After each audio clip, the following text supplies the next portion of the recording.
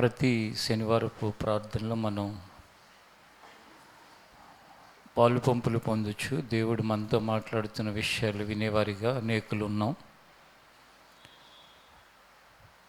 ఆత్మీయ జీవితానికి రెండు ప్రధానమైన విషయాలు ఉంటాయి.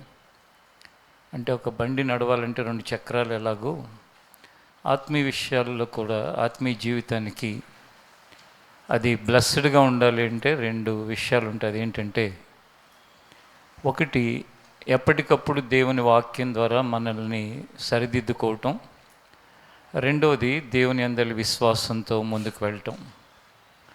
విశ్వాసంతో ఉండి సరిదిద్దుకోకపోయినా ఆ బండి సరిగా నడవదు. సరిదిద్దుకుని విశ్వాసంతో లేకపోయినా ఆ బండి నడవదు. అంటే మనం వినే వాక్య భాగాలు, మన వాక్య ధ్యానం ఎప్పుడు కూడా దేవుని మీద మనకి ఒక అచంచలమైన విశ్వాసం ఉండాలి. అచంచలమైన అంటే ఏంటంటే ఎక్కువైనా, ఎంత విశ్వాసం అంటే మన మీద మనకుండే నమ్మకం కంటే కూడా దేవుని మీద విశ్వాసం మన జీవితంలో అధికమై ఉండాలి. అందుకని అదృశ్యమైన దానిని చూచుచున్నట్లుగా ఒప్పుకోవటం విశ్వాసం అయితే, మనం చూస్తున్న దానికంటే ఎక్కువ మనకి దాని మీద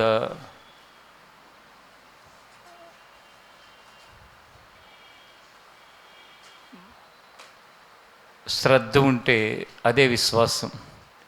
చూస్తున్న దాన్ని నమ్ముతాం, చూడని దాన్ని విశ్వసిస్తాం. కానీ దేవుని మాట మనం చూస్తున్న దానికంటే ఎక్కువ దాని మీద ఎవరికైతే మమకారం, శ్రద్ధ, ఇష్టం ఉంటుందో, దేవుడు చెప్పాడు ఇంకంతే, అది నేను చూడకపోయినప్పటికీ కూడా దాన్ని నేను ఒప్పుకుంటాను, అదే విశ్వాసం. అలాగే ఎప్పటికప్పుడు దేవుని యొక్క వాక్యాన్ని విని మన యొక్క జీవితంలో ఉన్న లోపాలు, బలహీనతలు, మన యొక్క ఫెయిల్యూర్సు సరిదిద్దుకునే వారిగా ఉంటే అది దేవుడికి చాలా ఇష్టమైన విషయం. చాలా స్థలాలలో దేవుని యొక్క వాక్యాన్ని బోధించే వారిలో ఉన్న లోపంలో ఒక లోపం ఏంటో తెలుసా? సరిదిద్దటం అనేది లేకుండా ఎంతసేపు విశ్వాస సంబంధమైన వాక్యాలు చెప్పి మనుషుల్ని తాత్కాలికంగా వాళ్ళు నాకేం కాదులే, దేవుడు ఉన్నాడు చూసుకుంటాడని చెప్పి చివరికి వాళ్ళు ఫెయిల్ అవటానికి కారణం ఏంటంటే వారికి దిద్దుబాటు అనేది లేకపోవటం. మరికొన్ని చోట్ల కేవలం దిద్దుబాటు మాత్రమే ఉంచి దేవుని మీద విశ్వాసం కలిగే విషయాలు బోధించకపోవటం వలన అక్కడ కొన్ని ఫెయిల్యూర్స్ ఉంటాయి. కాబట్టి శనివారపు ప్రార్థనలో దేవుడు మనతో మాట్లాడే ప్రతి విషయాన్ని, అది మన జీవితానికి సంబంధించిన ఏ విషయాలు ఉన్నాయో వాటిని జాగ్రత్తగా తీసుకుని దిద్దుకుని, గత వారంలో మన విన్న వాక్యం ఏంటి, దేనికి సంబంధించింది ఏంటి? ఒకళ్ళు చెప్పండి, చెప్పట్లేదు ఏంటి?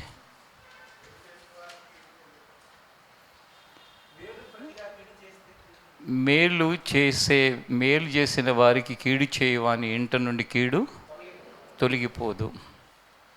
అంటే దొంగతనాలు చేస్తా, ఇప్పుడు మనల్ని ఇంట్లోకి రానిచ్చారు అంటే మనకి మేలు చేసే కదా, మనల్ని అభిమానించే కదా, ప్రేమించే కదా. రోడ్డే పోయి వాళ్ళని ఇంట్లోకి రానిస్తారా? మనకి రెస్పెక్ట్ ఇచ్చి మన కూర్చోబెట్టి మనకి అన్నీ చేస్తే, ఆ మేలు చేసిన వాళ్ళకి ఏం చేస్తే కీడంటే ఏంటి? వాళ్ళ వస్తువులు ఎత్తుకుపోవటం, డబ్బులు ఎత్తుకుపోవటం, బంగారం ఎత్తుకుపోవటం, ఇట్లాంటి పనులు చేసాం అనుకోండి, ఆ కీడు మన దగ్గర నుంచి ఎప్పటికీ, మన దగ్గర నుంచి అంటే మన ఇంట నుండి.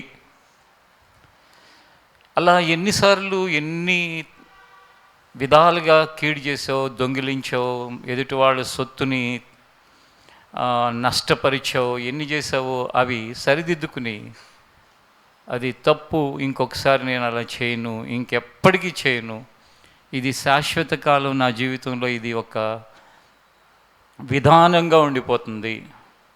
ఏంటి ఆ విధానం అంటే, మేలు చేసిన వారికి కీడు చేసే ఒక స్వభావం నాలో లేకుండా, చాలా చాలా చాలా చాలా సింపుల్గా మనుషులు మేలు చేశారా, వాళ్ళు ఏం చేశారా అవన్నీ మర్చిపోయి వాళ్ళకి ఏం కావాలో అది చేయటానికి తెగించే ఒక తరంలో ఉన్నాం మనం.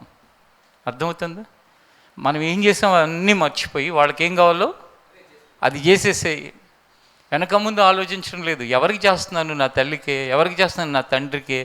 ఎవరికి చేస్తున్నాను? నన్ను ప్రాణాపాయం నుంచి కాపాడిన వ్యక్తికే. నా ప్రాణ అపాయం నుంచి కాపాడిన వ్యక్తికి నేను ఇలా చేయొచ్చు. అసలు ఇక అవన్నీ మర్చిపోవటమే. మనల్ని ప్రాణాపాయం నుండి కాపాడారు, లేక మనల్ని పెంచి పెద్ద చేశారు, మనకి ఎన్నో మేలులు చేశారు, మన శ్రేయోభిలాషులు వీళ్ళు, అంటే వెల్ విషర్స్, అన్నీ మర్చిపోవటమే. వాళ్ళు అనుకున్న టార్గెట్ ఏదైతే ఉందో అది చేసేయటం. రాజ్యముద్ర లాంటిది దేవుని వాక్యం. రాజ్యముద్ర అయినా జరగకపోవచ్చేమో. ఇప్పుడు ప్రభుత్వాలు చేసిన కొన్ని చట్టాలు జరగవు. ఉదాహరణకి మన దేశంలో చట్టం ఉంది, బహిరంగ ప్రదేశాల్లో సిగరెట్ కాలిస్తే కనుక అది శిక్షకి అర్హులు. అది 3 నెల ఎంతో ఒక శిక్ష ఉంటుంది. కానీ జరుగుతుందా? అది రాజముద్ర వేశారు దేశంలో, అది ఒక చట్టం. అదైనా జరగకపోవచ్చు, కానీ దేవుని యొక్క వాక్యం రాజముద్ర కంటే గొప్పది. అది ఖచ్చితంగా జరిగి తీరుతుంది. అందుకే ఎప్పుడు జీవితంలో దేనికైనా సాహసించవచ్చు, కానీ దేవుని వాక్యాన్ని త్రోసివేసుకుని వెళ్ళటానికి మాత్రం ఏ మనిషి ఎప్పుడు సాహసించకూడదు. కానీ చాలామంది అలా సాహసంతో, అంటే ఒక రకమైన మొండితనంతో, మూర్ఖత్వంతో వెళ్ళి వాళ్ళ పిల్లలు ఎంత భయంకరమైన పరిస్థితిని అనుభవిస్తూ ఉంటారంటే, అయినా సరే అయ్యో ఇకనైనా ఏదైనా ఒకటి చేసేటప్పుడు వెనక ముందు ఆలోచిద్దాం, ఇది చేయొచ్చా చేయకూడదా, నేను వీళ్ళకి ఎందుకు కీడు చేస్తున్నాను, వీళ్ళని ఎందుకు నష్టపరుస్తున్నాను, ఇవి ఆలోచించుకుంటే మంచిది. అలా శనివారం ప్రార్థనలో ఏవైతే వింటున్నామో అవి మీ జీవితంలో మీరు నడవలసిన మార్గాలుగా ఎంచుకుని ఏవైతే వింటున్నారో అవి మీ జీవితంలో అనుసరించవలసిన సంగతులుగా భావించి వెళితే మంచిది. నేను రోమీయులకు రాసిన పత్రికను చదువుతున్నప్పుడు అనేక విషయాలు పరిశుద్ధాత్మ నా హృదయంలో వాటన్నిటినీ తెలియపరిచాడు. అలాంటి ఇంకొక విషయం కూడా ఈరోజు మన ధ్యాన భాగంగా ఉండబోతుంది. అదేంటంటే రోమీయులకు రాసిన పత్రిక 13వ అధ్యాయం.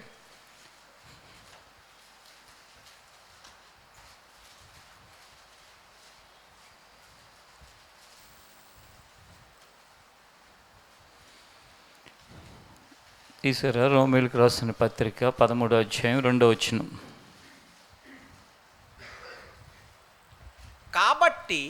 కాబట్టి అధికారమును ఎదిరించువాడు దేవుని నియమమును ఎదిరించుచున్నాడు. ఎదిరించువారు తమ మీదకి తామే శిక్ష తెచ్చుకుందరు. ఈ భూమి మీద ఉన్న ఏ అధికారాన్నైనా ఎవరైనా ఎదిరించారు అంటే వాళ్ళు ఎవరిని ఎదిరించారు? దేవుని నియమమును, అంటే దేవుడు పెట్టిన ఒక రూల్ని. దేవుడు పెట్టిన రూల్ని ఎదిరిస్తే ఇంకెవరిని ఎదిరించినట్టు? దేవుడిని ఎదిరించినట్టే కదా. ఇప్పుడు ఉదాహరణకి మనం ఈ కాలనీలో నుంచి రోడ్డు మీదకి వెళ్తాం. వెళ్ళిన తర్వాత మనం రాంగ్ రూట్లో వెళితే మనకు ఒక డివైడర్ దొరుకుతుంది ఆ పక్కనే. రూల్ ఏంటి? రాంగ్ రూట్లో వెళ్ళొచ్చు, వెళ్ళకూడదా? వెళ్ళకూడదు. మనకు అప్పటికప్పుడు ఎవరు ఫైన్ వేసేవాళ్ళు ఉండరు, వేస్తే వేస్తారు, ఫైన్ ఉంది అని దాన్ని, ఆ రూల్ని బ్రేక్ చేసేవాళ్ళు ఎక్కువ మంది ఉంటారు. మొన్న కూడా నేను చోటుకి వెళ్తున్నప్పుడు, అన్న ఈ పక్కనే ఉంది, ఇటు తిరుగుదామా అని. ఎన్నిసార్లు చెప్పాలి? ఎందుకు నన్ను శోధిస్తారు అట్లా? పక్కనే కొంచెం ఇట్లా వెళ్తే ఉంది, వద్దు, కిలోమీటర్ అయినా అటు ముందుకెళ్ళి తిరిగి వద్దాం. ఎందుకంటే అలాంటివి ఏమైనా నా ముందుకు వచ్చినప్పుడు నాకు ఏం గుర్తొస్తుందో తెలుసా? దేవుణ్ణి ఎదిరించినట్టు అని అనిపిస్తే కనుక అసలు చేస్తామా? మరి అందరికీ ఎందుకు అనిపించదు? తోలు మందం. ఇంట్లో తిడతా ఉంటారు, అరే తోలు మందంగా ఎన్నిసార్లు చెప్పాలి నీకు అని చెప్పేసి.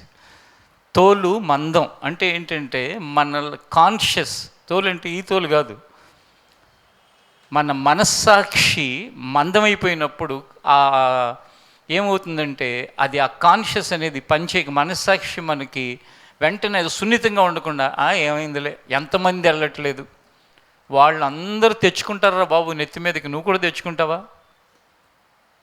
మీకు స్త్రీల కన్నా చెప్తున్నాను, మీ భర్తలు అలాంటి పనులు చేస్తుంటే వాళ్ళకి 2 చేతులు పెట్టి, అయ్యా వద్దయ్యా ఎందుకు వచ్చింది తలకాయ నొప్పులు అంటే వాళ్ళు ఏమంటారు తెలుసా?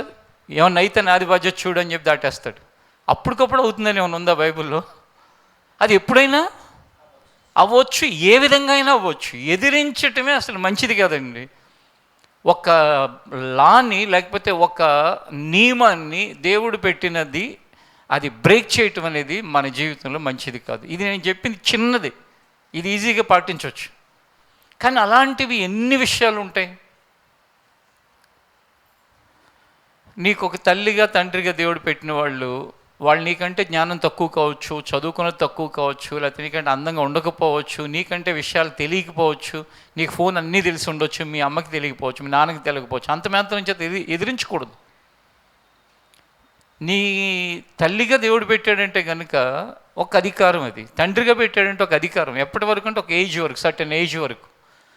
దాన్ని ఎదిరించుకుంటూ పోతే మీరు ఎక్కడైనా సరే, మీకు ఎప్పుడైనా భయంకరమైన ఎదిరిస్తారండి ఇతను, లేకపోతే తిరుగుబాటు చేస్తాడు, బాగా అందరి మీద రెబలు, బాగున్నాడు ఈ వ్యక్తి అని చూపించండి ఎక్కడని తీసుకొచ్చి, ఈ భూమండలం మొత్తం మీద, ముఖ్యంగా దేవుణ్ణి ఎరిగిన వాళ్ళలో. తిరుగుబాటు చేసేవాడి వెనక ఏమొస్తూ ఉంటుందండి? క్రూరదోత తిరుగుతూ ఉంటుంది, ఎప్పుడు వేద్దామా కాట్ అని చెప్పేసి. ఆ తిరుగుబాటు చేయటం లేక ఎదిరించటం ఈజ్వల్ట్ ఏం చేయటమో తెలుసా?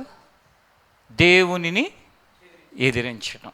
కాబట్టి ఆలోచించుకోండి, మీ జీవితాలకు దేవుడు పైన పెట్టిన అధికారాలు ఎన్నో ఉంటాయి. స్కూల్లో అధికారం ఉంటుంది, కాలేజీలో అధికారం ఉంటుంది, చర్చిలో అధికారం ఉంటుంది, ఇంట్లో అధికారం ఉంటుంది, మీ మీద దేవుడు పెట్టిన అధికారం. మీరు జాబ్ చేస్తుంటే జాబ్ దగ్గర ఉంటుంది, బిజినెస్లో కొన్ని అధికారాలు ఉంటాయి, గవర్నమెంట్ ఆర్గనైజేషన్ అధికారాలు. అవి ఏమైనప్పటికీ కూడా అధికారాన్ని ఎదిరించడానికి ఎప్పుడూ ప్రయత్నం చేయకండి. సినిమాలు, రకరకాలైన రీల్స్, లేక రకరకాలైన వీడియోలు క్రేజీగా ఏం చూపిస్తూ ఉంటాయంటే, రెబల్ అనేవాడు హీరోలాగా చూపిస్తూ ఉంటాయి. ఇప్పుడు సినిమాల్లో రెబల్స్ హీరోలు, పోలీసులు ఎంత కొట్టినా చచ్చిపోడు, అదే విలన్కి ఎంత దెబ్బ తగలంగా చచ్చిపోతాడు. వాస్తవమేనా? అవన్నీ ఏంటి? అవన్నీ ఊరినే అట్లా పెడతారు. హీరో చచ్చిపోతే అది సినిమాగా ఉండదు కాబట్టి పెడతారు. వాళ్ళని చూసి నువ్వు రియాక్ట్ అయిపోయి నువ్వు కూడా ప్రతిని ఎదిరిచేస్తే నీ జీవితం అట్లా ఉండదు. ప్రతి ఇంట్లోనూ చిన్నతనం నుండి ఆ రెబల్ మెంటాలిటీని గుర్తించమని గత కాలంలో చెప్పాను, ఇప్పుడు కూడా చెప్తున్నాను. ఇది ప్రతి ఇంట్లోనూ ఏమవ్వాలి అంటే డిటెక్ట్ అయ్యి, అంటే గుర్తించి దాని యొక్క తీవ్రతను తగ్గించడానికి తల్లిదండ్రులు ప్రయత్నించాలి. మీ తర్వాత సంఘంలో నేను ప్రయత్నం చేస్తాను, లేక నాలాగా సంఘంలో ఇంకా బాధ్యత కలిగి ఆయా పనుల్లో ఉన్నవాళ్ళు, యవనస్తుల గురించి బాధ్యత తీసుకునే వాళ్ళు ఉన్నారు. ఇలా వాళ్ళు కూడా ప్రయత్నం చేస్తారు. మొత్తం మీద మన ప్రయత్నాలు ఏమవ్వాలి అంటే ఈ ఎదిరాడు లేక ఎదిరించే ఒక స్వభావం నుండి మనుషుల్ని బయటికి తీసుకురావాలి. ఎంతగా ఎదిరించడం అంటే, మీ జనరేషన్ వేరు, మా జనరేషన్ వేరు, నన్ను ఎందుకు అట్లా చంపుతున్నావు, నువ్వెవరో నాకు చెప్పడానికి. మనం అనుకుంటాం ఎదిరించేటప్పుడు చాలా అది ఎలా ఉంటుందంటే కింద క్వశ్చన్ లాగా ఉంటుంది, అంటే జంప్ వస్తూ ఉంటుంది, ఇంకా అనుబుద్ధి అవుతుంది, మంచి మంచి పాయింట్స్ దొరుకుతూ ఉంటాయి ఎదిరించడానికి. కానీ దాని యొక్క ఫలితాలను అనుభవించేటప్పుడు మాత్రం చాలా భయంకరంగా ఉంటుంది. ఎదిరిస్తే ఏమైనా జరగవచ్చు. నీ ఆరోగ్యం పాడవచ్చు, నీ జీవితంలో నువ్వు ఆర్థికంగా నష్టపోవచ్చు, లేక కుటుంబపరంగా నష్టపోవచ్చు. దేవుడు ఈ పదాన్ని ఉపయోగించాడు. ఒకసారి 3వ వచనం చూడండి. ప్రభుత్వం చేయువారు చెడ్డ కార్యములకే గాని మంచి కార్యములకు భయంకరులు కారు. నీకు మేలు కలుగుటకు అధికారులు దేవుని పరిచారకులు. వారికి భయపడకుండా కోరితివా? మేలు చేయుము. అప్పుడు వారి చేత మెప్పు పొందుదువు. నీవు చెడ్డది చెడ్డది చేసిన ఎడల భయపడము. వారు ఊరకయే ఖడ్గము ధరింపరు. కీడు చేయువాని మీద ఆగ్రహము చూపుటకై వారు ప్రతీకారము చేయు దేవుని పరిచారకులు. కాబట్టి ఆగ్రహ భయమును బట్టి కాక మనస్సాక్షిని బట్టి లోబడి ఉండుట ఆవశ్యకము. అంటే అమ్మో ఏమన్నా అంటారేమోనని భయంగా ఉండటం కాదు కావాల్సింది. ఒక మనస్సాక్షి, మన కాన్షియస్లో గుర్తెరగాల్సింది ఏంటంటే, దేవుడు నా పైన నియమించిన ఎవరి మీద కూడా నేను తిరగబడకూడదు, ఎదిరించకూడదు. దాని యొక్క ఫలం మనం చూస్తే ఆ 2వ వచనంలో ఏమనుందంటే, తమకి తామే శిక్ష తెచ్చుకొందురు అనుంది. ఎటువంటి శిక్ష? ఎవరికి ఎలాంటి శిక్ష దేవుడు అనుమతిస్తాడో తెలియదు. శిక్ష తెచ్చుకునే వ్యక్తులుగా ఉంటారు. మీరు తల్లిదండ్రులు అలాంటి తిరుగుబాటు చేస్తున్న అమ్మాయిల్ని, తిరుగుబాటు చేస్తున్న అబ్బాయిల్ని, బాగా ఎదిరిస్తున్న వాళ్ళని దేవుని యొక్క పాదాలు పట్టుకుని, ప్రభువా ఈ తిరుగుబాటు, ఈ ఎదిరించడం నుంచి విడిపించే ప్రభువా అని మీరు ప్రార్థన చేయడంతో పాటు ఇంకా మీ పైన ఉన్న వాళ్ళ ప్రార్థన సహాయాన్నైనా కోరుకుని వాళ్ళ జీవితాలు బాగుపడటానికి ప్రయత్నం చేయండి. అంతేగాని కప్పిపెట్టి వాళ్ళని నాశనానికి నడిపించబాకండి. కొన్నిసార్లు కొంతమంది పెద్దవాళ్ళు నన్ను ఇలా అడుగుతూ ఉంటారు. మగవాళ్ళు ఉంటారు, దాంట్లో ఆడవాళ్ళు కూడా ఉంటారు. నేనేం తప్పు చేశాను, నా పిల్లలు ఇలా అయ్యారేంటి, నేనేం తప్పు చేశాను, నా కుటుంబంలో ఇలాంటి పరిస్థితులు వచ్చినాయేంటి, మా ఇంట్లో ఈ సమస్యలు ఏంటి, అదేంటి ఇదేంటి అంటారు. నువ్వు ఎన్నో విషయాలలో దేవుని నియమాన్ని ఎదిరించి ప్రవర్తించావు. ఎన్నో విషయాలలో నీకు పైన దేవుడు పెట్టిన వాళ్ళని ఎదిరించి తిరుగుబాటు చేసి బ్రతికావు. వాటి వలన నీకు నువ్వే శిక్ష తెచ్చుకున్నావు.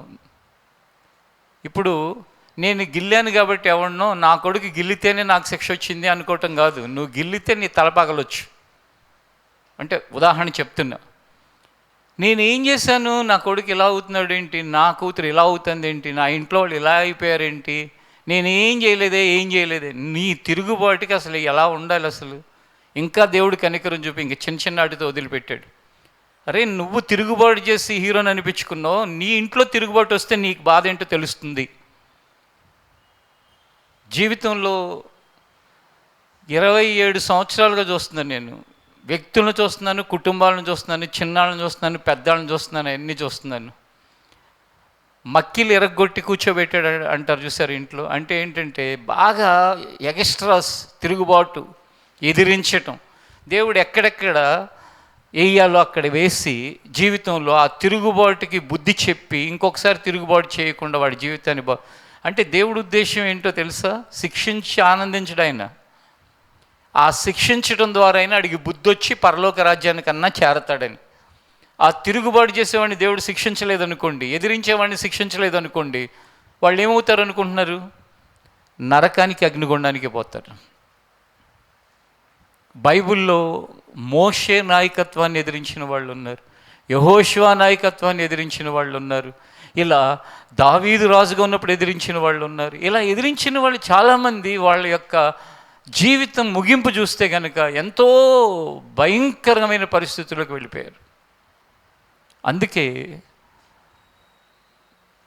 ఈ భూమి మీద మన అందరిపైన అధికారులు ఎంతోమంది ఉంటారు. ప్రభుత్వ అధికారులు ఉంటారు, చదువుకునేటప్పుడు స్కూల్లో, కాలేజీలో, యూనివర్సిటీలో అధికారులు ఉంటారు.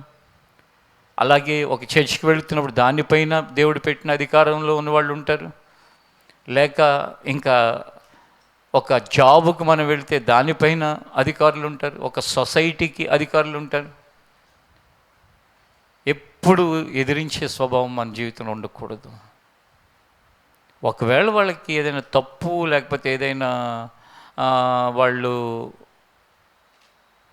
ఏదైనా చెప్పేది తప్పు చెప్పారనుకోండి, మన పైన ఎవరైనా ఉన్నారు జాబ్ చేసేటప్పుడు ఏదైనా తప్పు చెప్తే దాన్ని సున్నితంగా వాళ్ళకి తెలియపరచడమే కానీ ఒక తప్పు ఎప్పుడో జరిగిందని చెప్పి జీవితాంతాన్ని పట్టుకుని ఎదిరించుతూ కూర్చుంటే అది మనకే నష్టం. మీకు ప్రారంభంలోనే చెప్పాను, ఎదిరించిన వాడు బాగున్నాడు ఒక్కడిని చూపించండి అన్న, ఎవరిని చూపించలేరు. ఎదిరించకుండా ఉన్నవాళ్ళు బాగుపడిన వాళ్ళని చూపించమంటే ఎంతోమందిని మనం చూపించవచ్చు. ఎందుకంటే ఎక్కడ చూసినా ఎదిరించకుండా విధేయత కలిగిన వాళ్ళందరూ బాగుపడుతూనే ఉంటారు. యేసు ప్రభు ఈ భూమి మీదకి శరీరధారిగా వచ్చినప్పుడు 30 సంవత్సరాల వయసు వచ్చింది ఆయనకి.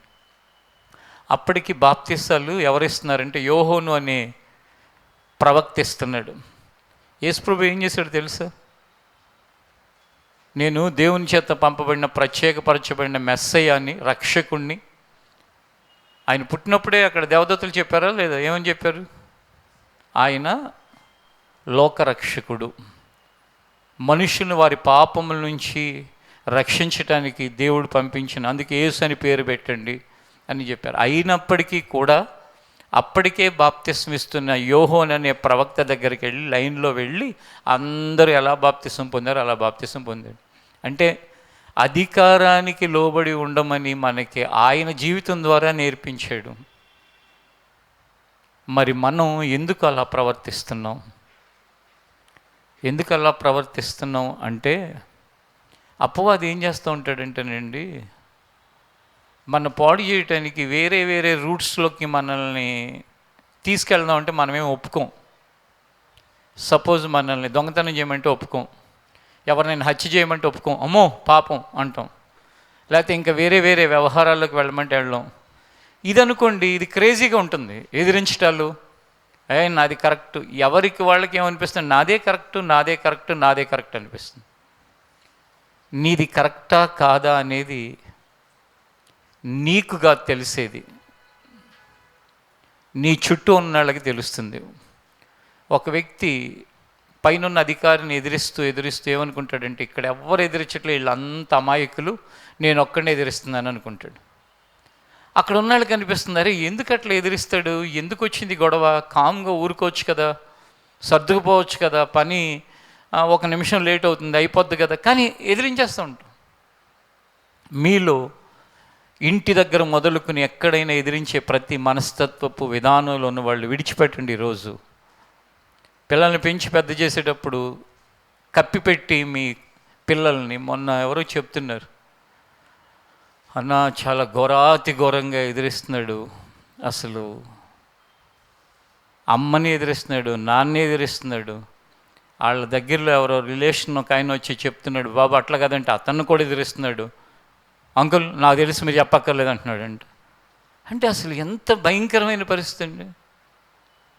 చివరికి ఇలాంటి వాళ్ళు పరిస్థితి తర్వాత కాలంలో ఏమవుతుంది?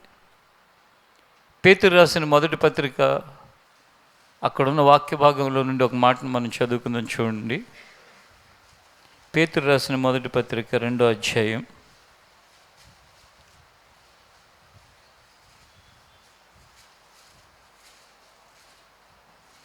13వ వచనం.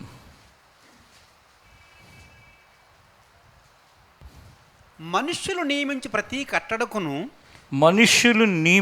ప్రతి కట్టడకును ప్రభువు నిమిత్తమై లోబడియుండుడి. రాజు అందరికిని అధిపతి అనియు నాయకులు దుర్మార్గులకు ప్రతిదండన చేయుటకును సన్మార్గులకు మెప్పు కలుగుటకును రాజు వలన పంపబడిన వారనియు వారికి లోబడి ఉండండి.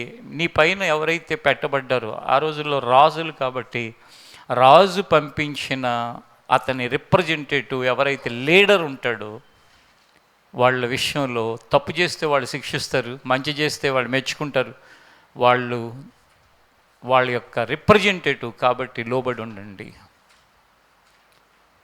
గత కొన్ని వారాలుగా మీలో వచ్చి వింటున్న వాళ్ళకి ఒక 3 వారాలు 4 వారాల క్రితట ఎవరిని అరే అని అనొద్దని చెప్పాను. మొన్న నా ముందు ఒక అతను, ఆ డాక్టర్ గారు ఇట్లా చెప్పాడు, ఈ డాక్టర్ గారు అట్లా చెప్పాడు, 75 సంవత్సరాల డాక్టర్ గారిని పట్టుకుని అట్లా చెప్పాడు, వీడు ఇట్లా చెప్పాడు అంటున్నాడు నాతోని. అరే బాపురే, ఏంట్రా బాబు వీడి నోరు ఏమి నోరు, అసలు ఈ మాటలేం మాటలు, వాడు తొందరగా పోతాడు చెప్పలేమన్నాడు. అంటే అని ఉండొచ్చు, కాదు డాక్టర్ గారు అని, లేకపోతే డాక్టర్ గారు అనకపోయినా డాక్టర్ అన్నారు అని అనొచ్చు. వాడు వీడు ఎక్కడి నుంచి వస్తుందండి అసలు ఈ అహంకారం, ఈ గర్వం, ఈ నోటి దురద? నువ్వు 500 రూపాయలు 1000 రూపాయలు ఫీజు కడుతున్నావు, అంత మాత్రం చేత వాడు వీడు అని చెప్పేసి ఇష్టం వచ్చినట్టు మాట్లాడటానికి ఎవరిచ్చారు అధికారం? వాళ్ళు ఎంతో చదువుకుని దాంట్లో నిష్ణాతులై ఆ వృత్తి చేస్తున్నారు కదా. వాళ్ళని సన్మానించకపోతే వాళ్ళలో మోసగాళ్ళు కూడా ఉంటారు. కానీ వాడు వీడు ఎందుకు మనకు ఆ నోటి దురద? దాని ఫలితాలు మనం అనుభవించాల్సి వస్తే ఎలా ఉంటుంది? సేమ్ ఇప్పుడు డాక్టర్ గారికి నువ్వు ఏమంటారు, పేషెంట్. నేను డాక్టర్ గారి దగ్గరికి నేను పేషెంట్ని, ఆయన డాక్టర్ గారు. మీరు వెళ్తే మీరు పేషెంట్, ఆయన డాక్టర్ గారు. మన రిలేషన్ అది కదా. అంటే మనం ఆయన దగ్గర పని మీద వెళుతున్నాం, ఆయనతో అవసరం ఉండి వెళ్తున్నాం. నీ దగ్గరికి అవసరానికి వచ్చే వాళ్ళందరూ నిన్ను కూడా ఆడియుడు అంటున్నారని తెలిస్తే నీకు ఎంత బాధ వేస్తుందా ఇదా? చెప్పండి. నేనేమో చిన్నాళ్ళని కూడా అనొద్దని చెప్తే 70 ఏళ్ళని 75 ఏళ్ళని వాడి వీడిగా అని చెప్పి టక్ అని మాట్లాడుతున్నాడు. ఒక్కసారి మనిషికి అనారోగ్య సమస్యలు, ఆర్థిక సమస్యలు, కుటుంబ సమస్యలు ఇవన్నీ లేకుండా ఉంటే అసలు ఎవరు బతకనిస్తారా? మనుషులు ఒకరినొకరు బతకనిస్తారా? ఇన్ని బాధలు పడతాంటేనే మన నోరు ఆగట్లేదు, మన చేతులు ఆగట్లేదు, మన ప్రవర్తన క్రమంగా ఉండట్లేదు. అదే గనక అసలు మనిషికి బ్రతికినంతకాలం ఏ కష్టం రాకుండా వాడు బ్రతుకుతాడు, ఏ అనారోగ్యం రాదు, ఏ సమస్య రాదు, ఏ ఆర్థిక ఇబ్బందుల్లో బ్రతికినంతకాలం ఇంత కూడా పెయిన్ అనేది లేకుండా బ్రతకనిస్తే దేవుడు, జీవితం ఎలా ఉంటుందంటే బాబా ఇంకెవరిని బతకనివ్వరు. కాబట్టి కాస్త అదుపు చేసుకోండి, మీ నోటిని అదుపు చేసుకోండి, మీ మాటలను అదుపు చేసుకోండి. మీరు ఎవరికి ఎదిరించి ప్రవర్తిస్తున్నారు, ఎవరిని ఎదిరిస్తున్నారో చూసుకోండి. ప్రతి వ్యక్తి కూడా దేవుడు పెట్టిన అధికారానికి లోబడి ఉండటం నేర్చుకోండి. ఒక్కసారి మనం బాగా ఎదిరించే మనస్తత్వంతో ఉన్నాం అనుకున్న ఉదాహరణకి, ఈ వాక్యం వినటం ద్వారా మనలో కొంతకాలానికి ఏమవ్వాలంటే 80% 60% ఒక 40% మనలో ఎదిరించడం మానేయాలి. ఎంతో కొంత మనం ఏమవ్వాలి, కరెక్ట్ చేసుకోవాలి. మనం ఎంతో కొంత దాన్ని మన జీవితంలో వదిలిపెట్టాలి. 40% వదిలిపెట్టేసావు ఎదిరించడం, ఇంకా 60% ఉంది. మరలా కొంతకాలానికి దేవుడు మరలా హెచ్చరించినప్పుడు ఇంకొక 20%, ఇంకో 10%, ఇంకో 20%, మొత్తం మీద ఫైనల్గా కొంతకాలానికి ఏమవ్వాలంటే ఎదిరించే లక్షణం నీలో ఉండిపోవాలి. ఇప్పుడు జనరల్గా బాగా మనుషులు ఎదిరించడానికి ఎవరి మీద ఎక్కువ అడ్వాంటేజ్ తీసుకుంటారు తెలుసా? మౌనంగా ఉన్న వాళ్ళని బాగా ఎదిరిస్తూ ఉంటారండి. సైలెంట్గా ఊరుకుంటారు చూసారు, సహించుకుంటారు చూసారు, వాళ్ళని బాగా ఎదిరిస్తూ ఉంటారు. అది పోలీసు డిపార్ట్మెంట్లో వాళ్ళని ఎదిరించడంలోనూ, ఇంకా వేరే డిపార్ట్మెంట్ వాళ్ళని ఎదిరించడంలోనూ ఒకేలాగా ఉంటారు మనుషులు. ఎందుకని? పోలీస్ డిపార్ట్మెంట్లో అయితే ఏదో ఒకటి దొంగ కేసులు, ఏదో కేసులు పెట్టి లోపలేసి ఎరగొడతారని భయంతో వాళ్ళ దగ్గర జాగ్రత్తగా ఉంటాం. అదే ఏ బ్యాంకులోనో లేకపోతే రెవెన్యూ డిపార్ట్మెంట్ ఇంకో దాంట్లో వాళ్ళ మీద విపరీతంగా తిరగబడిపోతుంది, ఎందుకంటే వాళ్ళు ఏం చేయలేరులే అని చెప్పేసి. అలాగే ఒక రౌడీ దగ్గర అంత తొందరగా వాడిని ఏమనరు, ఎదిరించరు. అదే ఒక సాధారణమైన వ్యక్తిని బాగా ఎదిరిస్తూ ఉంటారు. అలాగే స్కూల్లో బాగా కోపిష్టి, బాగా చిత్త కొట్టేస్తాడనే మాస్టర్ని పెద్దగా ఎదిరించరు, సైలెంట్గా ఉంటారు చూడండి, వాళ్ళని బాగా ఎదిరిస్తూ ఉంటారు. ఏం చేయలేడులే, ఏముందని చెప్పేసి. ఒకసారి ఒక పిల్లవాడు స్కూల్కి వెళ్తూ ఆ మాస్టర్ అల్లరి చేస్తున్నాడు, కొట్టారండి. కొడితే ఏంటండి కొడతారు, కంప్లైంట్ ఇవ్వాలా, పిల్లల్ని కొట్టొచ్చా అని చెప్పేసి వాడు గట్టిగా మాట్లాడి కంప్లైంట్ ఇస్తాననేసరికి ఆయన హార్ట్ పేషెంట్ అంట. ఇలా వణికిపోయి పేరెంట్స్ మీటింగ్ వచ్చినప్పుడు వాళ్ళ అమ్మకి చెప్పాడంట, అమ్మో మీవాడు ఏంటండి అమ్మ తల్లో, మీవాడి జోలికి వెళ్ళకూడదు, మీవాడు ఇట్లా బెదిరించాడని చెప్పి. అంటే కొంతమంది టీచర్లని వణికిపోయేటట్టు చేస్తారు, లెక్చరర్స్ని వణికిపోయేటట్టు చేస్తారు. అది హీరోయిజం అని అనుకోకండి. ఒకరోజు నీ బ్రతుకులో అలా నువ్వు వణికే రోజు ఒకటి వస్తే అప్పుడు ఎలా ఉంటుందో కూడా ఆలోచించుకో. ప్రతి యాక్షన్కి రియాక్షన్ కంపల్సరీ. అంటే చర్యకు ప్రతిచర్య అంటారు తెలుగులో. నువ్వు ఎలా ప్రవర్తిస్తున్నావో ఆ ప్రవర్తించిన దాని యొక్క నమూనా ఎక్కడో అక్కడ నీ జీవితంలో నువ్వు ఫేస్ చేస్తూనే ఉంటావు. అందుకే ఎదిరించువాడు తన మీదకి తానే శిక్ష తెచ్చుకుందురు అని వ్రాయబడటానికి ఉన్న ఆ మాట, దాని యొక్క అర్థం అదే. ఇక్కడ మనం చదువుకునే వాక్య భాగంలో ఏమని వ్రాయబడి ఉందో 2వ వచనంలో చూడండి ఒకసారి. కాబట్టి అధికారమును ఎదిరించువాడు దేవుని నియమమును ఎదిరించుచున్నాడు. ఎదిరించువారు తమ మీదకి తామే శిక్ష తెచ్చుకొందురు. ఎదిరించువారు తమ మీదకి తామే శిక్ష తెచ్చుకొందురు.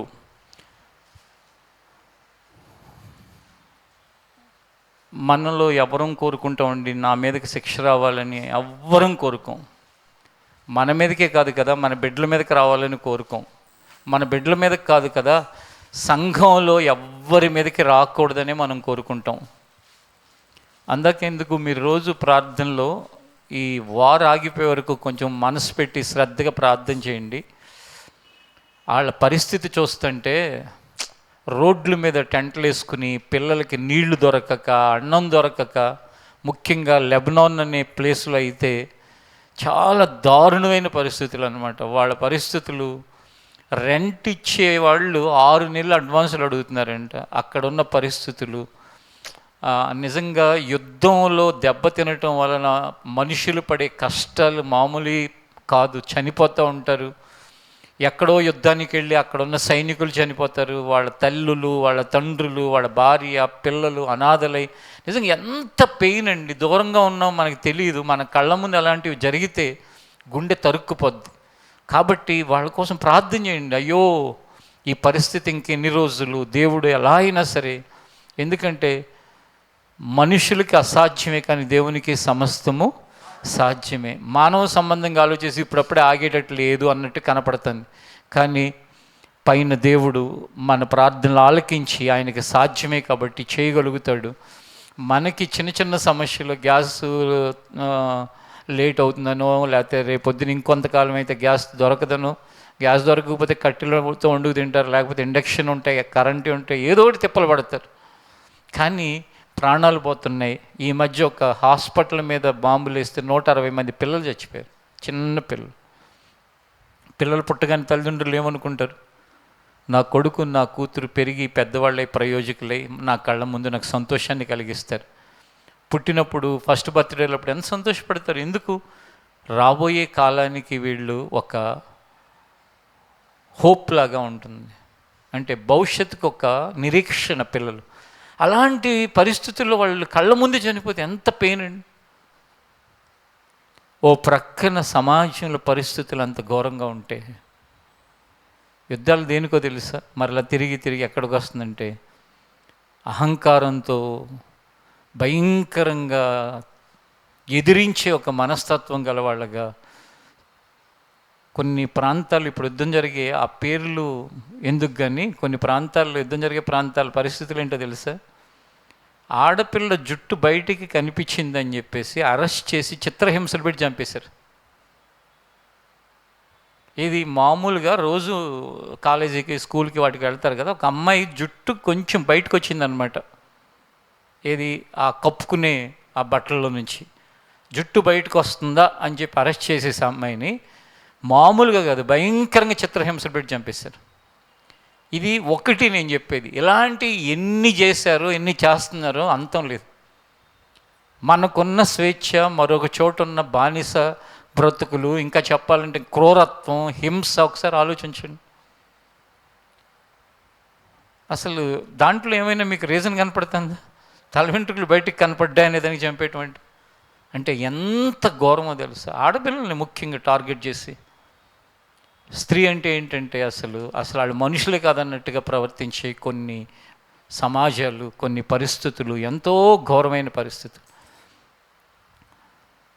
ఇది నీ ఇంట్లో ఉన్న వాళ్ళకి జరిగితే ఎలా ఉంటుందో ఒకసారి మనసుకి తెచ్చుకుని కన్నీటితో ప్రార్థన చేసి నీ అనుదిన ప్రార్థనలో, ఒకవేళ నువ్వు రోజు ప్రార్థన చేసే వ్యక్తి కాకపోయినా కనీసం యుద్ధం కోసమైనా ప్రార్థన చేయి. ఒక రోజుల్లో కొంత సమయమైనా ఒంటరిగా, ప్రభా ఎలా అయినా సరే ఆ పరిస్థితిని మార్చు ప్రభా.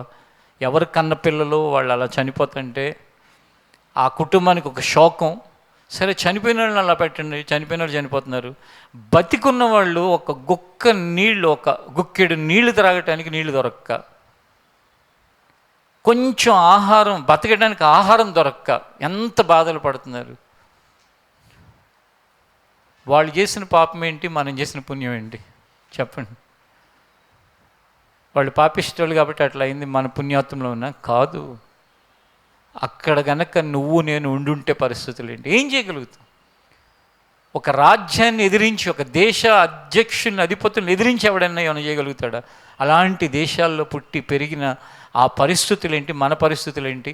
ఈ పరిస్థితులైనా మనం అర్థం చేసుకుని, అయ్యో నాకున్న స్వేచ్ఛ ఎంత గొప్పది, నా దేశంలో నాకున్న పరిస్థితులు, స్వతంత్రం ఎంత శ్రేష్టమైనది. కాబట్టి నా ప్రభువు చెప్పిన ఆజ్ఞను నేను మేరకుండా, ఎదిరించకుండా, ధిక్కరించకుండా నేను బ్రతకటానికి ఇష్టపడతానని చెప్పి మనం నిర్ణయం తీసుకుని ముందుకు వెళితే ఎంతో మంచిది. తీతు పత్రికలో ఓ మాట ఉంటుంది, తీయండి బైబిల్లో నుండి. తీతు పత్రిక 3వ అధ్యాయం 1వ వచనం.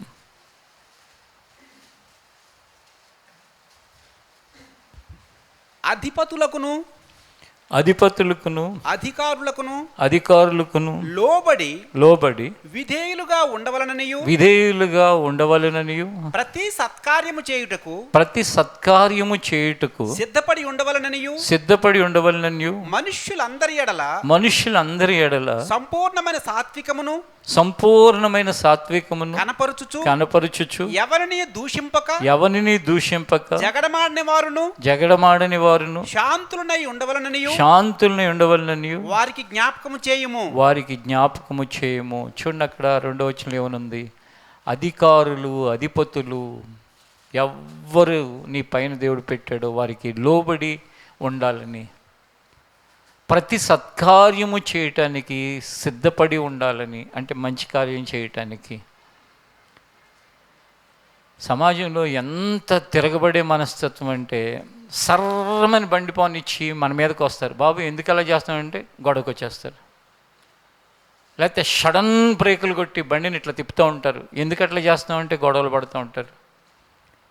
అంటే ఏమనుకుంటారంటే, నా ఇష్టం, నా బండి నా ఇష్టం, నా ఇష్టం వచ్చిన డ్రైవ్ చేస్తా. ఇప్పుడు మనం నడుస్తుంటే సడన్గా మీ దగ్గరికి వచ్చి బ్రేక్ కొట్టి, ఎందుకు బాబు అట్లా అలా వస్తున్నావు అంటే, గుద్దానా నేనేమన్నా, ఏం మాట్లాడుతున్నావు అంటే ఏం చేస్తాం? ఇట్లాంటి మూర్ఖులైన, భయంకరమైన, ఒక గర్విష్ఠులైన తరం వాళ్ళ మధ్యలో మనం బ్రతుకుతున్నాం.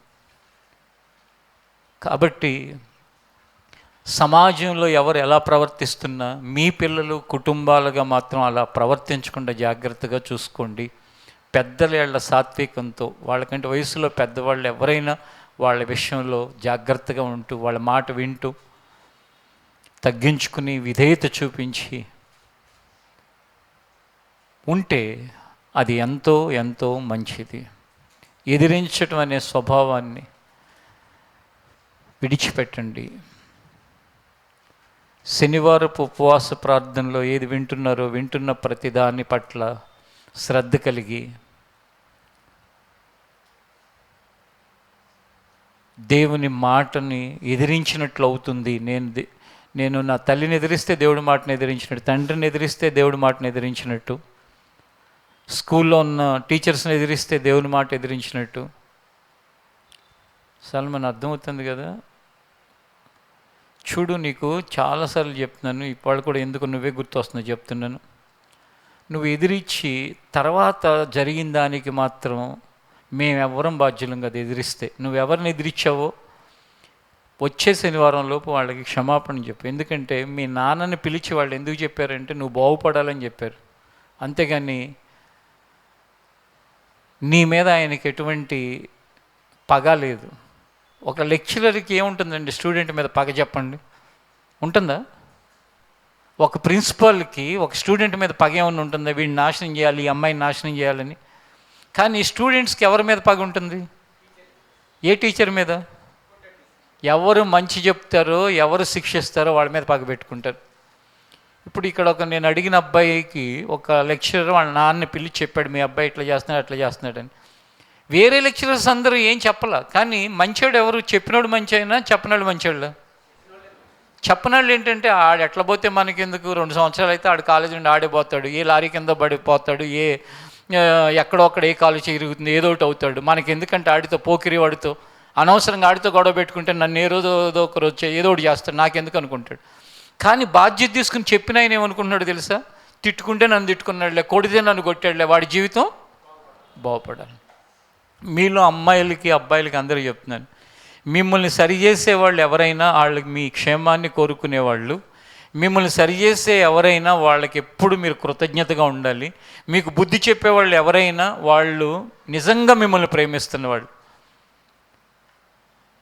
కొంతమంది లెక్చరర్లు ఉంటారు, స్టూడెంట్స్తోనే సిగరెట్లు తెప్పించి తాగుతారు, వాళ్ళని బాగా ప్రేమిస్తారు. వీళ్ళు స్టూడెంట్స్తోనే మందు బాటిల్స్ తెచ్చుకుని తాగుతూ ఉంటారు, వాళ్ళంటే చాలా ఇష్టం ఉంటుంది వీళ్ళకి. మా లెక్చర్ చాలా ఫ్రెండ్లీగా ఉంటాడు, జస్ట్ బెస్ట్ ఫ్రెండ్.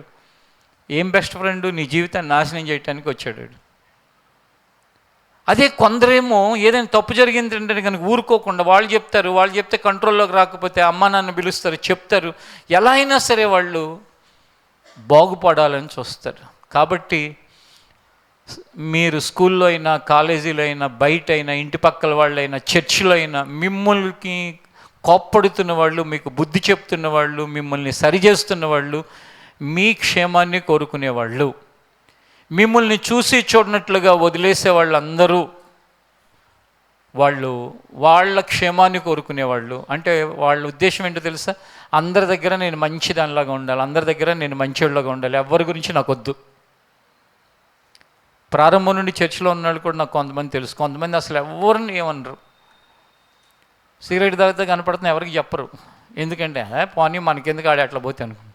కొందరు ఉంటారు, అన్న పలానా వాళ్ళ అబ్బాయి ఉన్నాడు చూడు అక్కడ కనపడ్డాడు అన్న, ఎందుకని నా అని అనుకుంటున్నాడు అతను, వాళ్ళు మన అని అనుకుంటున్నారు, అయ్యో మనవాళ్ళు అనే ఒక బాధతో వాళ్ళు చెప్తున్నారు. కాబట్టి మీలో ప్రతి ఒక్కరూ దేవుడిపై పెట్టిన అధికారులు, అధిపతులు, పైన పెట్టిన ప్రతి ఒక్కరికి లోబడి విధేయత చూపించి ఎదిరించే స్వభావం అంతటిని విడిచిపెట్టి జీవితంలో బ్రతకడానికి ప్రయత్నించండి. అబ్బాయే కాదు, ఈ ఫ్లోర్ కానీ పై ఫ్లోర్లో కానీ లైవ్లో వింటున్న ప్రతి వాళ్ళు మీరు ఇప్పటి వరకు ఎవరెవరిని ఎదిరించారో వాళ్ళందరినీ క్షమాపణ కోరుకుంటే మీకు ఎంతో మంచిది, ఎంతో క్షేమం. క్షమాపణ ద్వారా ఏమవుతుందో తెలుసా? నీ కోసం సిద్ధపరచబడిన ఆ శిక్ష అంతా కూడా నిన్ను వదిలి వెళ్ళిపోతుంది, దేవుడు దాని నుండి నిన్ను తప్పిస్తాడు. క్షమాపణ అంత శక్తివంతమైనది. క్షమాపణ కోరుకోకుండా పదే పదే ఇంటి వాళ్ళని, బయటి వాళ్ళని, చర్చిల వాళ్ళని అందరి మీద ఎదిరించడం, తిరుగుబాటు చేయటం, ఇవన్నీ కనుక నీ జీవితంలో ఉంటే అది నీకెంతో ప్రమాదకరమైనది. నేను నా 17వ ఏట ప్రభువుని ఎరిగాను. అప్పటి నుంచి ఇప్పటి వరకు దేవుడు నా పైన పెట్టిన ఆ పాస్టర్ గారు ఎవరైతే ఉన్నారో, ఇద్దరు ఉన్నారు. ఆ ఇద్దరిని నేను వాళ్ళతో ఉన్న ఏ సందర్భంలో కూడా వాళ్ళ మీద తిరుగుబాటు చేయటం, ఎదిరించడం, లేకపోతే వాళ్ళని బాధ పెట్టడం, వాళ్ళని ఏడిపించటం, డైరెక్ట్గా ఎదిరించక్కర్లా, మన ప్రవర్తన ద్వారా వాళ్ళని ఏడిపించటం. ఇప్పుడు ఉదాహరణకి సింపుల్గా ముగించే ముందు ఒక మాట చెప్తాను చూడండి. ఇప్పుడు ఉదాహరణకి ఇక్కడ అబ్బాయిలోనూ అమ్మాయిలోనూ ఎవరో పెద్దాళ్ళు చిన్నాళ్ళు సంఘంలో వాళ్ళ ఇంటికి వీళ్ళింటికి తిరిగి వాళ్ళ మీద వీళ్ళకి చెప్పి గొడవలు పెడుతున్నారు అనుకోండి, నన్నేం ఎదిరించట్లా, కానీ నాకు ఎంత బాధేస్తుంది. ఎందుకు? వాళ్ళ ఐక్యతని పాడు చేస్తున్నారు. పాపం అది తెలిసిన ప్రతి వాళ్ళు బాధపడుతూ ఉంటారు. అయ్యో చక్కగా ఐక్యతగా ఉన్న వాళ్ళ మనసుల్లో చిచ్చులు పెట్టి పాడు చేస్తున్నారు ఐక్యతని, వాళ్ళకున్న ప్రేమను పోగొడుతున్నారు, వాళ్ళకున్న మంచితనాన్ని చెడగొడుతున్నారని చెప్పేసి దాన్ని ఏమంటామో తెలుసా? ఎదిరించటం, తిరుగుబాటు చేయటం. దాని ఫలితం ఏమవుతుందంటే మన ఇంట్లో ఎవ్వడికి ఐక్యత లేకుండా నలుగురు ఉంటే 4 రకాలుగా ఉంటారు. ఈ నలుగురు ఒకళ్ళనొకళ్ళు మోసం చేసుకుంటూ ఉంటారు. ఒకళ్ళ చాటున ఒకళ్ళు బ్రతుకుతూ ఉంటారు. ఇది జీవితం. ఎవరికి అంటే, ఎవరైతే ఎదుట వ్యక్తుల సమాధానాన్ని పోగొడతారో వాళ్ళు సమాధానాన్ని పోగొట్టుకుంటారు. ఎదుటి వ్యక్తుల్ని మోసం చేస్తారో వాళ్ళు మోసపోతారు. ఎదుటి వ్యక్తులని సొత్తు దొంగిలిస్తారో వాళ్ళు దొంగిలించబడతారు. ఎదుట వ్యక్తుల యొక్క జీవితాలను అల్లరి చేస్తారో వాళ్ళు అల్లరిపాలు అవుతూ ఉంటారు. ఇంకా దాంట్లో ఏ సందేహం లేదు. అందుకే ఎదిరించటం, తిరుగుబాటు చేయటం, ఈ లక్షణాలను విడిచిపెడితే జీవితం ఎంతో ప్రశాంతంగా ఉంటుంది. ఆయన్ని నమ్ముకున్న 35 సంవత్సరాలు జీవితం ఎంత ప్రశాంతంగా సాగిపోయిందని నేను చెప్పగలనంటే, మనశ్శాంతి, సంతోషం, ఆరోగ్యం, అవసరతలన్నీ తీర్చబడటం, చేసిన ప్రతి పనిని దేవుడు దీవించటం, ఫలభరితంగా మార్చటం, 35 సంవత్సరాలుగా నెమ్మది, క్షేమము, సమాధానము, దయ ఆయన చూపించాడంటే ఎంత ధన్యులు. నీ జీవితం కూడా అలా ధన్యంగా ఉండాలనేదే నా ఆశ. నీ కుటుంబం కూడా అలా ధన్యంగా ఉండాలనేదే ఆశ. అదే భక్తుడైన దావీదు అంటాడు, నా బ్రతుకు దినములన్నీ కృపాక్షేమాలే నా వెంట వస్తాయి అని చెప్పి. పౌలు భక్తుడు అంటాడు, చెప్పశక్యము కానీ మహిమాయుక్తమైన సంతోషం అది ఇచ్చి ఆయన నడిపిస్తున్నాడు. మీ అందరికీ కూడా అది అనుగ్రహించబడాలనేదే నా ప్రగాఢమైన, అంటే నా బలమైన ఆకాంక్ష. అంతేగాని అందరిలాగా పడి కొట్టుకుపోతానంటే మీ ఇష్టం. అందరిలాగా పడి కొట్టుకుపోవటం అంటే ఏంటో తెలుసా? మనశ్శాంతి లేకుండా, దరిద్రాన్ని అనుభవించుకుంటా, శాపగ్రస్తం. ఇంటి వైపు చూస్తే అబ్బా ఒక్కడికన్నా నెమ్మది ఉన్నారు ఈ ఇంట్లో, ఒక్కడన్నా క్రమంగా ఉన్నాడా, ఒక్కడితో అన్న మానవ సంబంధాలు ఎవరితో వీళ్ళు సరిగ్గా ఉంటారా? అందరితోనూ గొడవలే కదా. ఏంటి ఆ జీవితం ఏంటి చెప్పండి. ఇంటిలో ఒక్కరంటే ఒక్కరు కూడా సరిగ్గా ఉండరు. అలాంటి జీవితం జీవించి, బైబిల్లో ఒక మాట ఉంటుంది, ప్రకటన గ్రంథంలో ఏమన్నా తెలుసా? బ్రతుకుచున్నావనే పేరు మాత్రమే కానీ నువ్వు మృతుడవే. అంటే ఏంటంటే బ్రతుకుతున్నావనే కానీ జీవితంలో నెమ్మది గల పరిస్థితి ఒక్కటి కూడా లేకపోవటం. అదే ఎప్పుడు కూడా దేవుడు పెట్టిన అధికారానికి లోబడి విధేయతతో మన జీవితంలో మనం బ్రతికితే, మన మీద పొంచి ఉన్న శాపాలు, కీడులు, దరిద్రతలు, నష్టాలు అన్నీ దేవుడు కొట్టివేసి మనల్ని సమాధానకరంగా మన జీవితంలో ముందుకు నడిపిస్తాడు. కాబట్టి తెలిసి తెలియక పెద్దవాళ్ళు, చెప్పేవాళ్ళు లేక చిన్నవాళ్ళు, అవగాహన లేకుండా సినిమాలు, రీల్స్ ఇలాంటివి చూసుకుంటా యవనస్తులు ఇలా ఎదిరించి తిరుగుబాటు చేసి బ్రతుకుతూ ఉంటే కనుక ఈ రోజుతో దానికి ముగింపు పలకండి. దేవుడు దయ చూపిస్తాడు. ఆయన లేఖనాలన్నీ మనకి చెప్పేది ఒక్కటే, తను తగ్గించుకునేవాడు హెచ్చించబడతాడు అని. విధేయత కలవారికి దేవుని యొక్క ప్రత్యేకమైన కృప తోడుగా ఉంటుంది అని చెప్పి, ఆయన ప్రతి అవసరతని తీరుస్తాడని చెప్పి మనం అందరం చూస్తాం. యోసేపును చూస్తాం, దావీదును చూస్తాం, మోషేను చూస్తాం. ఎంతమంది అండి, వాళ్ళందరి జీవితాలు ఏం కనపడతాయంటే పైనున్న అధికారానికి లోబడటం కనపడుతుంది. చక్కగా వాళ్ళ బ్రతుకు దినాలన్నీ క్షేమాన్ని అనుభవించారు. కనుక మనలో ప్రతి వారికి అట్టి మనసుని దేవుడు దయచేయాలని, వినటం కాకుండా విన్నదానిని జీవితంలో ప్రాక్టికల్గా చేయటానికి ప్రయత్నం చేయాలని.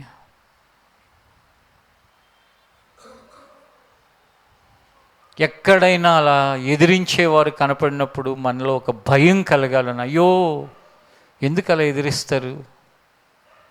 కుటుంబాలలో ఎదిరిస్తున్న వారిని చూచినప్పుడు కన్నీటితో ప్రార్థన చేసి ఒక భారం ప్రతి ఒక్కరికి కలగాలని.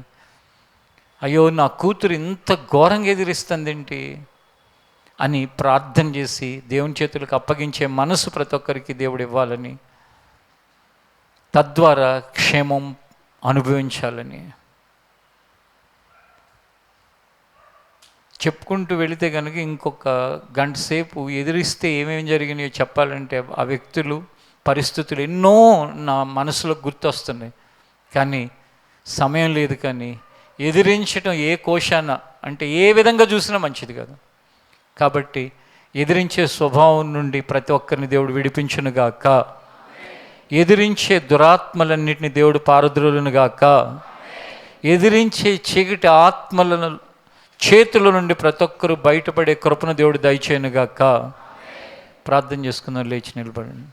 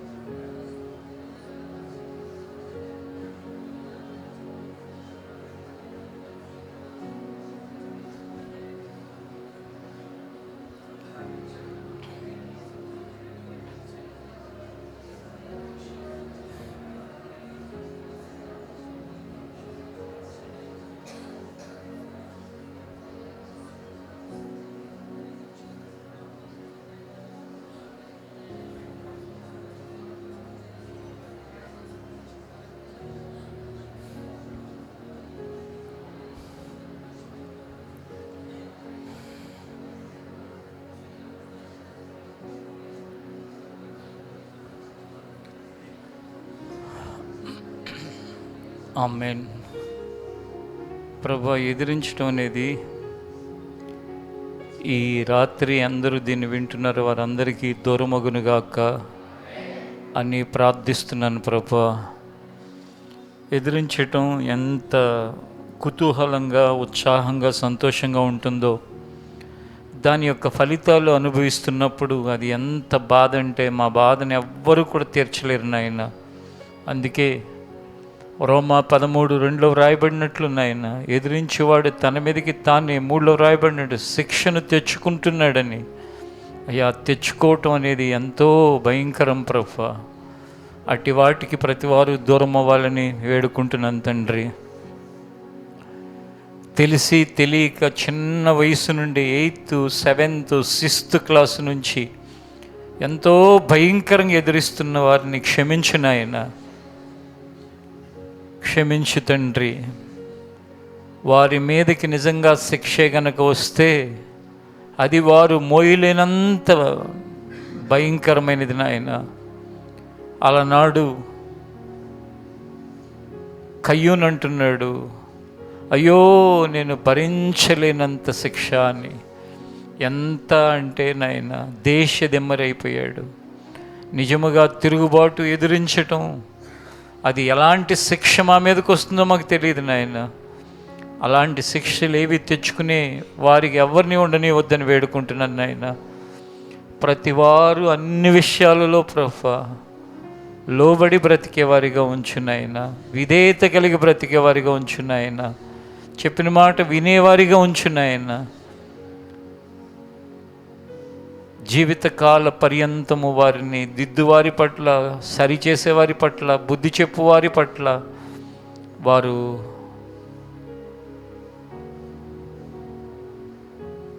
కృతజ్ఞత కలిగి బ్రతకటానికి సహాయం చేయనాయన.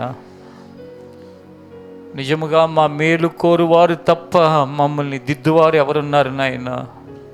నీ వాక్యంలో చెప్పబడింది, మేలు కోరి స్నేహితుడు గాయం చేస్తాడు, పగవాడు లెక్కలేనని ముద్దులు పెడతాడని. ప్రతి దిద్దే పెద్దలు, బుద్ధి చెప్పే పెద్దలు, సరిచేసే పెద్దలు వారు ఎవరైనప్పటికీ కూడా నాయన, వారు ఎంతో మాకు మేలు చేసేవారు నాయన. వారి పట్ల ఎల్లప్పుడూ మాలో ప్రేమ ఉంచు నాయన, కృతజ్ఞతాభావం ఉంచు నాయన. వారికి లోబడే మనసు మాకు దయచేయండి. తద్వారా మేము బ్రతుకుదినాలన్నీ క్షేమంగా ఉండటానికి సహాయం చేయి. ఈ శనివారం ప్రార్థనలో ప్రతివారం నువ్వు నేర్పిస్తున్న వాటిని నాయన శ్రద్ధగా మా హృదయంలో వాటిని దాచుకుని వాటికి విరుద్ధంగా మేము ప్రవర్తించకుండా మాకు సహాయం చేయండి నాయన. మాకు విన్న వాటిని బట్టి బుద్ధి కలగటానికి సహాయం చేయండి నాయన. మేము సరైన పద్ధతిలో బ్రతకడానికి సహాయం చేయండి నాయన. ఇప్పుడిప్పుడే ఎదుగుతున్న పిల్లలు మరి ముఖ్యంగా బాల్యము నుండి వారికి ఒక సక్రమమైన జ్ఞానాన్ని దయచేయండి. వారు పెరిగి పెద్దవారై ప్రయోజకులు అవటానికి సహాయం చేయండి. 10th క్లాస్ ఎగ్జామ్స్ ఉన్నాయన్న, స్టేట్ ఎగ్జామ్స్ స్టార్ట్ అయ్యాయి. ఈరోజు ఒక ఎగ్జామ్ రాశారు నాయన. ఎగ్జామ్స్ అయ్యే వరకు రాస్తున్న వారందరినీ కాపాడినాయన. క్షేమంగా రాకపోకల్లో ఉన్నట్లు సహాయం చేయి. ఆ ఎండవేడి వల్ల ఏ కీళ్ళు కలగకుండా దయ చూపించండి. ఎగ్జామ్స్ అయిపోయే వరకు ప్రభువా జ్ఞాపశక్తి ఇవ్వండి, ఆరోగ్యం ఇవ్వండి, జ్ఞానం ఇవ్వండి. ఇంకా వేరే వేరే కోర్సుల్లో ఎగ్జామ్స్ కొరకు సిద్ధపడుతున్న వారిని కూడా కాపాడండి. వీరందరినీ మీ చేతులకు అర్పిస్తూ యేసు నామములో అడుగుచున్నాం తండ్రి, ఆమేన్. ఈ ప్రార్థన ముగింపులో మీ అందరికీ నా వందనాలు.